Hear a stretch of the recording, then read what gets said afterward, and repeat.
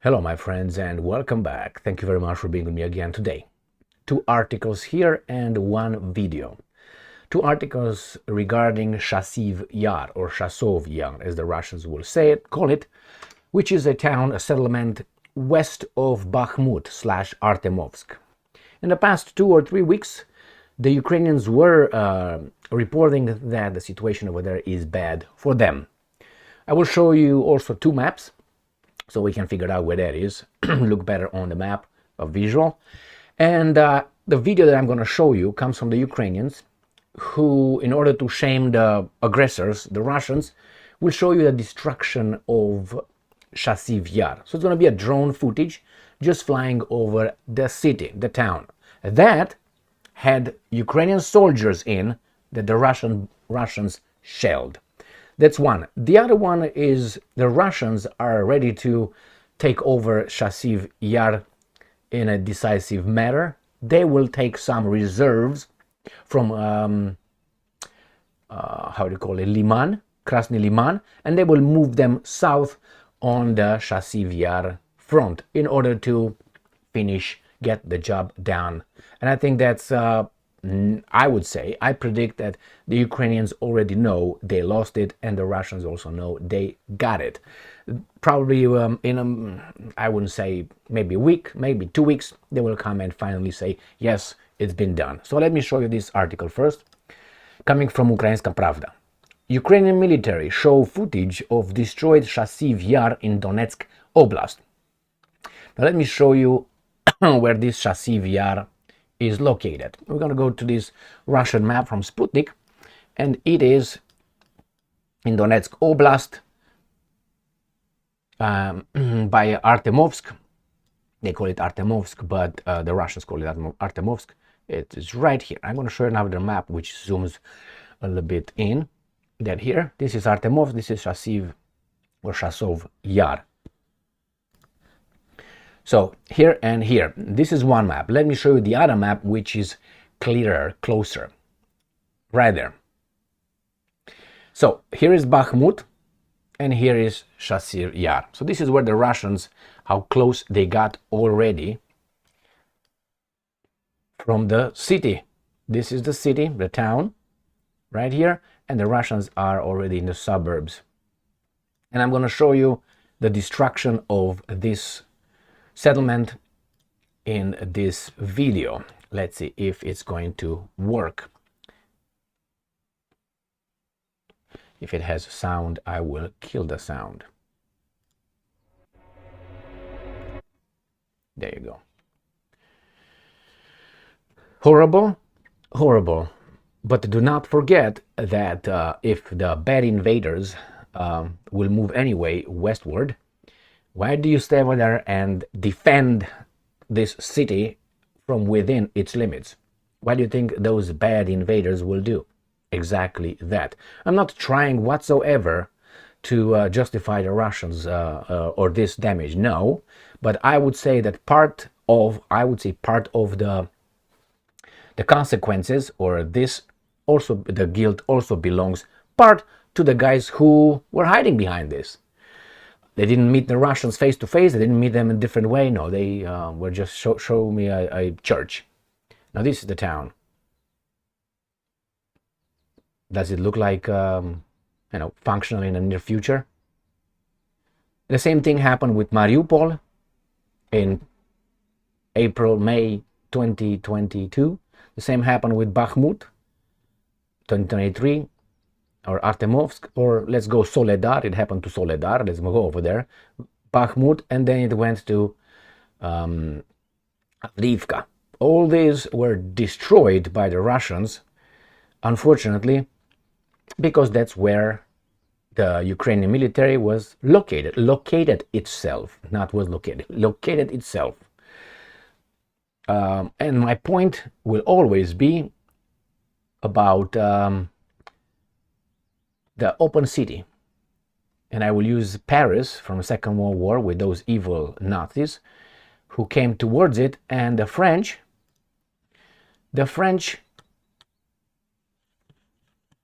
declared Paris an open city, so the evil Nazis did not turn it into that. Now it's up to you to decide what kind of method or what kind of choice you would make.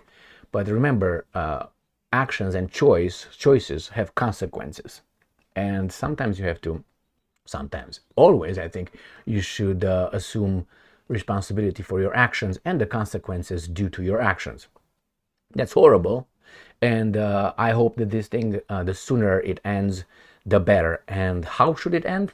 First, those guys in Kiev should bring some Ukrainians to talk with the Russians. The Americans should be put out of the negotiation, but you can't because they own, it's their little project. And then a discussion between Russians and Ukrainians. What was offered in 2021 in December by the Russians to the Americans, to NATO, which NATO is United States of America. The other guys don't matter, okay? Just understand that one. Put it aside. So when you hear the Russians talking to NATO or NATO making a decision, you can substitute NATO, I mean US, to NATO. NATO is just, it's US and then the weasels. It's like a pack of, a gang with a boss, and the rest are just part of the guys who follow orders. So it should have been stopped right there, but the intention was not that one. That's a lot of profit to make by some companies, and an attempt to eventually go to China through the resources of the Russian Federation. So let's see what these guys are saying in this article, and then I'm going to move to the other article, which I'm going to show you just a title from Ukrinform, and we're going to come back. So Ukrinform, 16th of April 2024. Russia pulls up reserves from Lyman axis towards Chasov Yar, National Guard. So let's go back to the first article and see what else these guys have to say here. In the first article with the video. Soldiers of the Black Swan Assault Battalion of the 255th Strike Group of the Armed Forces of Ukraine, operating on one of the eastern fronts, showed footage of destroyed Chasov Yar, filmed in April 2024. The footage shows a church and a playground destroyed by Russian attacks. Just because they're evil, right? I don't buy that one. The drone footage also shows a ruined town with almost no surviving buildings. There are craters from Russian shells and rockets near the houses and mangled trees.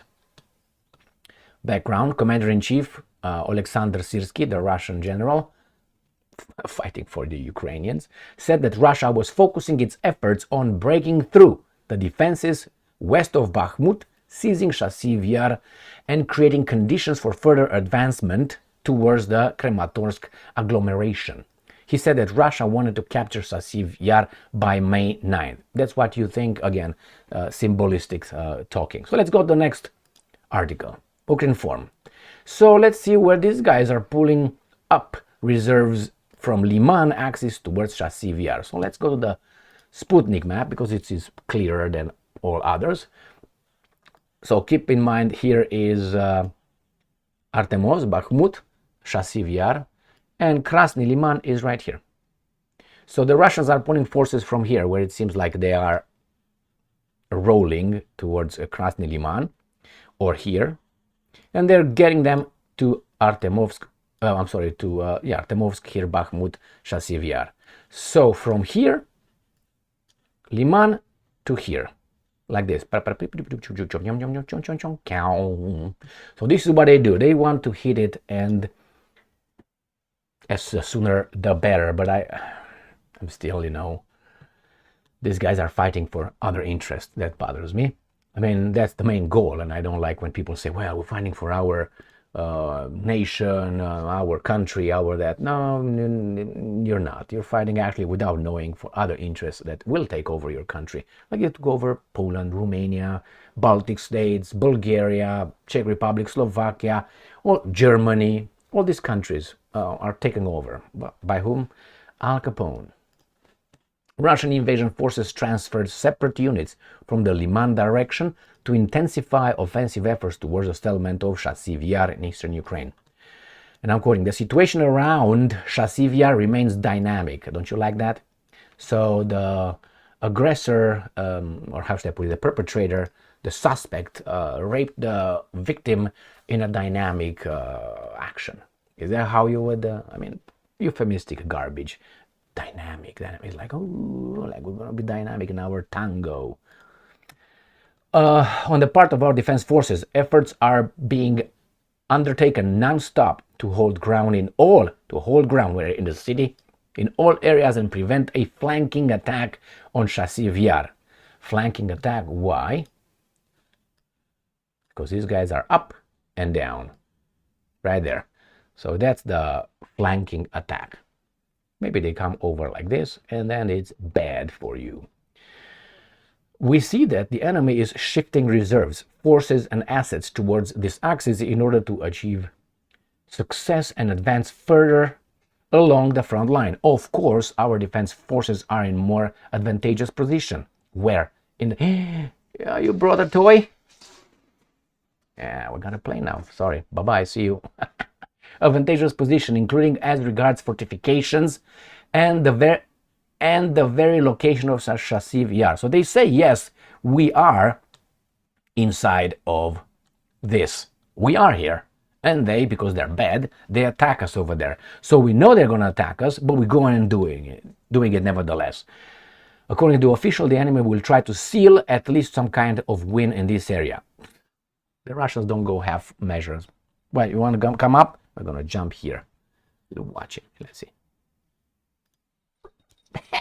We already know your routes, mofo. What's going on? You're just checking out? Now it's going to go down. You want to play? That's why you brought the little thing. Now he's over here. All right. Okay. Let's go back. We are observing a certain decrease in the enemy's assault efforts in some areas. The enemy pulled up reserves from the Lyman axis towards Chasov Yar in order to intensify the offensive. This testifies to Chasov Yar being critical for the enemy. But for you, if you lose, it's going to be a symbolic win for the Russians. If you win, great victory. It was Stalingrad all over again. Therefore, they will try with all their might to achieve at least some gains here. All their might would be, I know, you see that? What came from Roman Republic? A lot. You see, this thing, all this war, all this destruction, if the Russians will be the same, we use all the resources they have nuclear weapons. So, no, they save, as the Americans said, we're going to shorten the war and we're going to save our boys' lives. You know, our boys who fight twice. And then they said, we're going to keep going. The fact that we didn't have more than 2 atomic bombs dropped on civilians on 2 cities in Japan in 6th and 9th of August 1945. It's not because the Americans said, okay, hold on.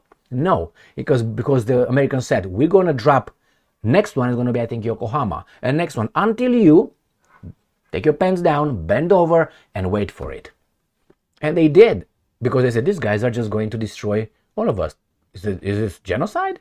Because they didn't hit military installations. They hit civilians, the population. In order to what? To make them sign a unconditional surrender.